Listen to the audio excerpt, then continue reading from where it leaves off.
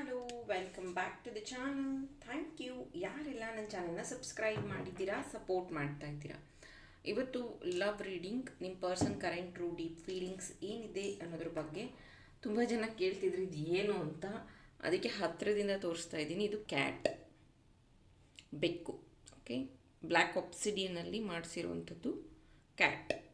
ಇದು ಏನಕ್ಕೆ ನಾನು ಟೇಬಲ್ ಮೇಲೆ ಇಟ್ಟಿದ್ದೀನಿ ಅಂದರೆ ಯಾವುದೇ ಥರ ದೃಷ್ಟಿ ಆಗಬಾರ್ದು ಅನ್ನೋದಕ್ಕೋಸ್ಕರ, ಪ್ರೊಟೆಕ್ಷನಿಗೋಸ್ಕರ. ಓಕೆ, ಸೊ ತುಂಬ ಜನ ಟೆಕ್ಸ್ಟ್ ಮಾಡಿದ್ರಿ ನನಗೆ ಅದೇನು ಅಂತ, ಅದಕ್ಕೆ ಹೇಳಿದೆ. ಇವತ್ತಿನ ಟಾಪಿಕ್ ನಿಮ್ಮ person real true deep feelings.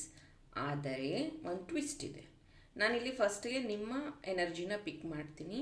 ನಿಮ್ಮ ಎನರ್ಜಿ ನಿಮಗೆ ಮ್ಯಾಚ್ ಆಯಿತು ಅಂದರೆ ರೀಡಿಂಗ್ನ ಕಂಟಿನ್ಯೂ ಮಾಡಿ. ಓಕೆ, ಕನ್ಫ್ಯೂಸ್ ಆಗಿಬಿಡಿ. ಓಕೆ, ನಿಮ್ಮ ಎನರ್ಜಿ ಏನಿದೆ ಚೆಕ್ ಮಾಡೋಣ.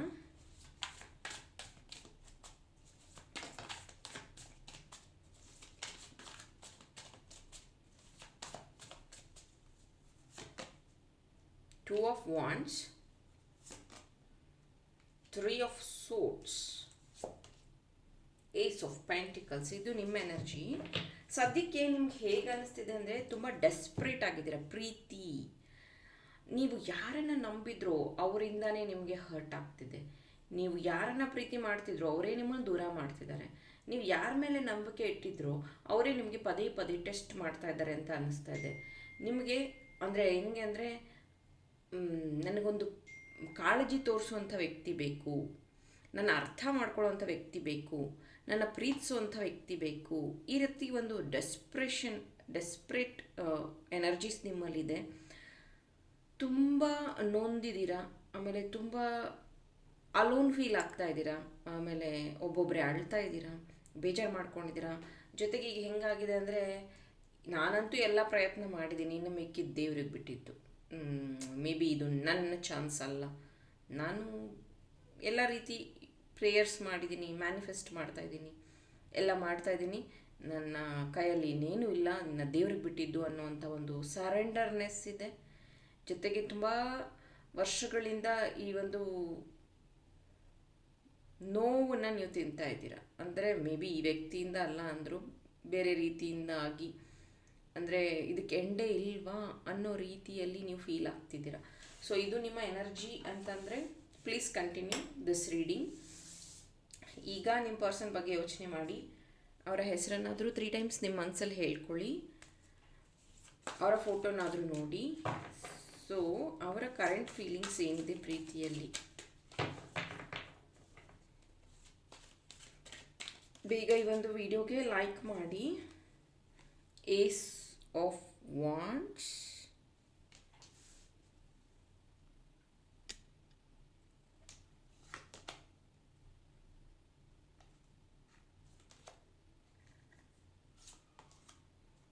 Four of Wands,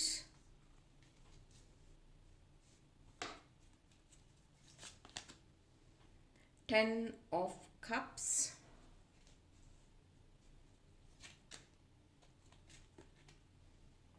Four of Pentacles,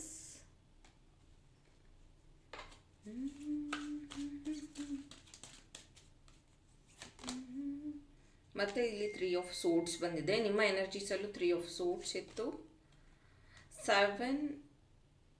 the chariot, card number 7 ಅದು ಚಾರಿಯಟ್. 9 of Cups, beautiful. 9, 10 ಇದೆ. ಸೊ ಇದು ನಿಮ್ಮ ಪಾರ್ಟ್ನರ್ ಎನರ್ಜಿ ಆಗಿರುತ್ತೆ. ಸೊ ನಿಮ್ಮ ಪಾರ್ಟ್ನರ್ ಈಗ ಏನು ಯೋಚನೆ ಮಾಡ್ತಿದ್ದಾರೆ ಅಂದರೆ, ನಿಮ್ಮನ್ನು ತುಂಬ ಅಬ್ಸರ್ವ್ ಮಾಡ್ತಿದ್ದಾರೆ, ಪೊಸೆಸಿವ್ ಆಗಿದ್ದಾರೆ. ನೀವು ಯಾರ ಜೊತೆ ಮಾತಾಡ್ತಿದ್ದೀರಾ, ನಿಮ್ಗೆ ಯಾರು ಫ್ರೆಂಡ್ ಆಗಿದ್ದಾರೆ, ನೀವು ಯಾಕೆ ಎಷ್ಟು ಖುಷಿಯಾಗಿದ್ದೀರಾ ಅಥವಾ ದುಃಖದಲ್ಲಿದ್ದೀರಾ, ಇದು ಎಲ್ಲ ತಿಳ್ಕೊಳ್ಳೋ ಆಸಕ್ತಿ ಅವರಿಗೆ ಜಾಸ್ತಿ ಆಗಿದೆ. ಮೇನ್ಲಿ ನನಗಿಲ್ಲಿ ಮೇಷರಾಶಿ, ವೃಷಭ ರಾಶಿ, ಕನ್ಯಾ ರಾಶಿ, ಸಿಂಹರಾಶಿ, ಕುಂಭರಾಶಿ, ಮೀನರಾಶಿ ಪ್ರೆಸೆಂಟ್ ಇರುವಂಥದ್ದಿದೆ. ಇನ್ನು ಡೇಟ್ ಆಫ್ ಬರ್ತ್ ಬಗ್ಗೆ ನಾನು ಹೇಳ್ಬಹುದು ಅಂತಂದರೆ, ನಂಬರ್ 7, ನಂಬರ್ 16, ನಂಬರ್ 1, 4, 8, 14, ನಂಬರ್ 7, ಆಮೇಲೆ ನಂಬರ್ 13, ನಂಬರ್ 23, ನಂಬರ್ 27, 29. ಈ ನಂಬರ್ಸಲ್ಲಿ ಡೇಟ್ ಆಫ್ ಬರ್ತ್, ಹುಟ್ಟಿರುವಂತಹ ಡೇಟ್ ಆಗಿರಬಹುದು, ಇನ್ನು ನಾನು ದಿನದ ಬಗ್ಗೆ ಹೇಳಬೇಕು ಅಂದರೆ ಹುಟ್ಟಿದ ದಿನದ ಬಗ್ಗೆ ಬುಧವಾರ, ಶುಕ್ರವಾರ, ಭಾನುವಾರ ನನಗೆ ಚಾನಲ್ ಆಗ್ತಿರೋವಂಥದ್ದು. ಮೇ ಬಿ ಈ ದಿನಗಳಲ್ಲೇ ನೀವು ಮೀಟ್ ಆಗೋದು ಅಥವಾ ಮಾತಾಡೋದಿರಬಹುದು. ಈ ವ್ಯಕ್ತಿ ಫ್ಯಾಮಿಲಿ ಮೆನ್ ಅಥವಾ ವುಮೆನ್ ಇರ್ಬೋದು, ಅವ್ರು ಆಲ್ರೆಡಿ ಮ್ಯಾರಿಡ್ ವ್ಯಕ್ತಿ ಇರಬಹುದು. ಇದು ಎಲ್ಲರಿಗಲ್ಲ, ಯಾರಿಗೆ ರೆಸೊನೇಟ್ ಆಗುತ್ತೋ ಅವ್ರಿಗೆ ಮಾತ್ರ. ಆದರೆ ಅವರು ನಿಮ್ಮ ಜೀವನಕ್ಕೆ ಬಂದ ಮೇಲೆ ನೀವು ಇನ್ನೂ ಏನಂತಾರೆ, ಅವ್ರು ಮ್ಯಾರೇಜ್ ಆಗಿದ್ರೂ ಪರವಾಗಿಲ್ಲ, ಅಥವಾ ನಿಮ್ಮನ್ನು ಪ್ರೀತಿ ಮಾಡಿದ್ಮೇಲೆ ಗೊತ್ತಾಯ್ತು ಅವ್ರು ಮ್ಯಾರೇಜ್ ಆಗಿದೆ ಅಂತ, ಅಥವಾ ನಿಮ್ಮನ್ನು ಮ್ಯಾರೇಜ್ ಆಗಿದ್ದಾರೆ ಮತ್ತೀಗ ಯಾರ್ದು ಪ್ರೀತಿ ಮಾಡ್ತಿದ್ದಾರೆ, ಈ ಥರನೂ ಇರಬಹುದು.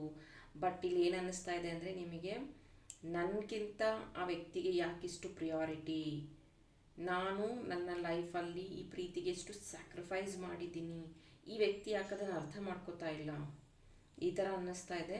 ಜೊತೆಗೆ ಈ ವ್ಯಕ್ತಿ ಕನ್ಫ್ಯೂಷನ್ ಹೆಂಗಿದೆ ಅಂದರೆ, ಫ್ಯಾಮಿಲಿ ಬೇಕು, ಆಮೇಲೆ ಏನಂತಾರೆ ನೀವೂ ಬೇಕು, ಮ್ಯಾನೇಜ್ ಮಾಡ್ಕೋಬೇಕು, ಈ ಥರ ಅವರು ನಿಮಗೂ ಹೇಳ್ತಾರೆ. ಅವರೂ ಅಷ್ಟೇ ತುಂಬ ಬುದ್ಧಿವಂತಿಕೆಯಿಂದ ಈ ಒಂದು ಸಿಚುವೇಶನ್ನ ಹ್ಯಾಂಡಲ್ ಮಾಡ್ತಾ ಇದ್ದಾರೆ. ತುಂಬ ಸತಿ ಹೇಳಿದ್ದಾರೆ ಅವರು, ನಾನು ನಿಮಗೆ ದೇವಸ್ಥಾನದಲ್ಲಿ ತಾಳಿ ಕಟ್ಬಿಡ್ತೀನಿ, ನಾನು ನಿನಗೆ ಪ್ರೂವ್ ಮಾಡಬೇಕು ಅಂತ ಅಂದರೆ ನಾನು ಇಲ್ಲೇ ಪ್ರೂವ್ ಮಾಡ್ತೀನಿ, ನಾನು ಎಷ್ಟು ಪ್ರೀತಿ ಮಾಡ್ತಿದ್ದೀನಿ, ಈ ಥರ ಎಲ್ಲ ವ್ಯಕ್ತಿ ಶೇರ್ ಮಾಡ್ತಾರೆ. ಅವ್ರ ಬಿಹೇವಿಯರಲ್ಲಿ ಹಂಗೆ ಅನ್ನಿಸ್ತಾ ಇಲ್ಲ. ಅವ್ರ ಬಿಹೇವಿಯರ್ ಹೆಂಗಿದೆ ಅಂದರೆ, ನಿಮ್ಮನ್ನು ಹರ್ಟ್ ಮಾಡೋದು, ನಿಮ್ಮ ನಂಬರ್ ಬ್ಲಾಕ್ ಮಾಡೋದು, ಮತ್ತು ಇತ್ತೀಚೆಗೆ ಮಾತು ಕಡಿಮೆ ಮಾಡಿರುವಂಥದ್ದು. ಇದು ಏನು ಅನಿಸುತ್ತೆ ಅಂದರೆ ನಿಮಗೆ, ಇವರು ಬೇಕಂತ ಮಾಡ್ತಿದ್ದಾರೆ, ನಿಜವಾಗ್ಲೂ ಪರಿಸ್ಥಿತಿ ಅಷ್ಟೊಂದು ಹದಗೆಟ್ಟಿದೆ. ಅಂದರೆ ಅವ್ರ ಮನೇಲಿ ಗೊತ್ತಾಗಿರಬಹುದು, ಅಥವಾ ಈಗ ನೀವು ಮಾಡ್ತಾ ಇರೋ ಹಠ, ಅಂದರೆ ಮದುವೆ ಆಗು ಅನ್ನುವಂಥ ಹಠ, ಅಥವಾ ನನ್ನ ಜೊತೆಗೆ ಇರು ಅನ್ನುವಂಥ ಹಠದಿಂದ ಇದು ಮುಂದೆ ಹೋಗಿ ನನಗೇನಾದ್ರು ಕಷ್ಟ ಆಗುತ್ತಾ, ಈ ಥರ ಈ ವ್ಯಕ್ತಿ ತುಂಬ ಯೋಚನೆ ಮಾಡ್ತಿದ್ದಾರೆ. ಜೊತೆಗೆ ಈ ವ್ಯಕ್ತಿ ಮುಂಚೆ ಎಲ್ಲ ನೀವು ಇಲ್ಲದೇ ಇದ್ದರೆ ನನಗೆ ಬೇಜಾರಾಗುತ್ತೆ, ನೀನು ನನ್ನ ಲೈಫಲ್ಲಿ ತುಂಬ ಇಂಪಾರ್ಟೆಂಟ್ ಅಂತ ಇದ್ದಂಥ ವ್ಯಕ್ತಿ ಇವಾಗ ನಿಮ್ಮನ್ನು ಪೇಯ್ನಿಗೆ ತಳ್ಳಿಬಿಟ್ಟಿದ್ದಾರೆ. ಅಂದರೆ ನೀನು ಹತ್ತಿರ ಪರವಾಗಿಲ್ಲ, ಏನಾಗುತ್ತೆ, ನೀನು ಬೇಜಾರು ಮಾಡಿಕೊಂಡ್ರೆ ಮಾಡ್ಕೊ, ದಟ್ಸ್ ಓಕೆ. ಈ ಥರ ಈ ವ್ಯಕ್ತಿ ಒಂದು ಕೇರ್ಲೆಸ್ನೆಸ್ನ ತೋರಿಸ್ತಾ ಇರೋವಂಥದ್ದು. ಈ ವ್ಯಕ್ತಿ ಬಿಹೇವಿಯರಲ್ಲಿ ಆ ಥರ ಇದೆ. ಇನ್ನೂ ಕೆಲವೊಂದು ಕೇಸಲ್ಲಿ ಹೇಗಿದೆ ಅಂದರೆ, ಈ ವ್ಯಕ್ತಿ ಮುಂಚೆ ಅಷ್ಟಾಗಿ ನಿಮ್ಮ ಹತ್ರ ಮಿಂಗಲ್ ಆಗ್ತಿರ್ಲಿಲ್ಲ, ಪ್ರೀತಿ ವ್ಯಕ್ತಪಡಿಸ್ತಾ ಇರಲಿಲ್ಲ, ಓಪನ್ ಅಪ್ ಆಗ್ತಿರ್ಲಿಲ್ಲ, ಸ್ವಲ್ಪ ರಿಸರ್ವ್ ಆಗಿದ್ರು. ನೀವು ಯಾವಾಗ ಪ್ರೀತಿ ಬಗ್ಗೆ ಮಾತಾಡೋಕ್ಕೆ ಶುರು ಮಾಡಿದ್ರಿ, ಫ್ಯೂಚರ್ ಲೈಫ್ ಬಗ್ಗೆ ಡಿಸ್ಕಸ್ ಮಾಡೋದಕ್ಕೆ ಶುರು ಮಾಡಿದ್ರಿ, ಈ ವ್ಯಕ್ತಿ ಗೊತ್ತಿಲ್ಲದಲೇ ನಿಮ್ಮ ಮೇಲೆ ಜಾಸ್ತಿ ಪ್ರೀತಿ, ಜಾಸ್ತಿ ಗೌರವ, ಕ್ಯೂಟ್ನೆಸ್ ಅಂತಾರಲ್ಲ ಆ ಥರ ಅವರಿಗೆ ಫೀಲ್ ಆಗ್ತಿದೆ. ಒಂದು ರೀತಿ ನಿಮ್ಮನ್ನು ಒಂದು ಮಗು ಥರ ಟ್ರೀಟ್ ಮಾಡುವಂಥದ್ದು, ಒಂದು ಅಂದರೆ ಫಾದರ್ಲಿ ಫಿಗರ್, ಮದರ್ಲಿ ಫಿಗರ್, ಅದು ಹೆಣ್ಣು ಗಂಡು ಯಾರೇ ಆಗಿರ್ಬೋದು, ಅಂದರೆ ನಿಮ್ಮನ್ನು ಪ್ರೊಟೆಕ್ಟ್ ಮಾಡುವಂಥದ್ದು, ನಿಮ್ಮನ್ನು ಪ್ರೀತಿ ಮಾಡುವಂಥದ್ದು, ನಿಮ್ಮನ್ನು ಸೇಫ್ ಗಾರ್ಡ್ ಮಾಡುವಂಥದ್ದು, ಈ ಥರ.